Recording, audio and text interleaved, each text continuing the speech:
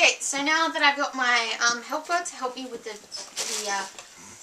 putting in of the line, she's going to wash her hands because it's very important to keep oral hygiene, especially when it comes to pink lines. Oral hygiene. Hygiene.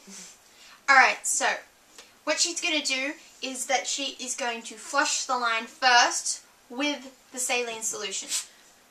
So we've got our positive pressure on the line, which means that we've put the saline or heparin in, and then we switched it off so it's got a positive, whilst we're flushing it, so it's got a positive pressure. So what she's going to do is she's going to swab it 3 times, making sure not to swab where she's got her fingers. Now some people like to swab once, but you know, better safe than sorry.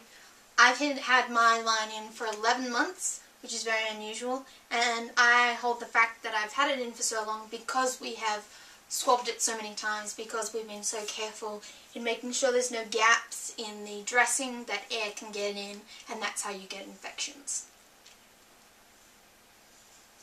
Now what she's going to do is she's going to take the cap off the saline solution, and she's going to make sure there's no air bubbles. She wants to take all the air bubbles out. And she's going to inject it in.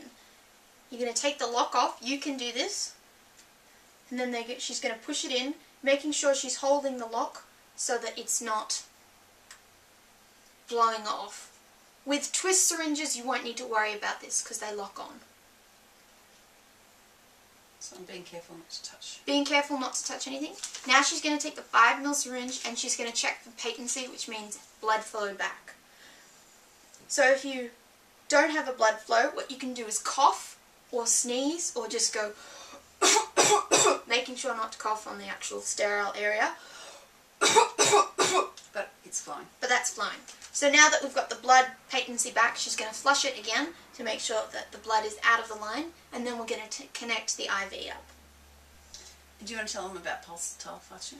Yes. When you pulsatile flush, it means that you flush it boof, boof, boof, boof, boof. And what that does is it creates a circular spiral through the IV line. So if you've got any gunk or something stuck on the line, that spiral, it's like a washing machine. It will wash it off the inside of the line.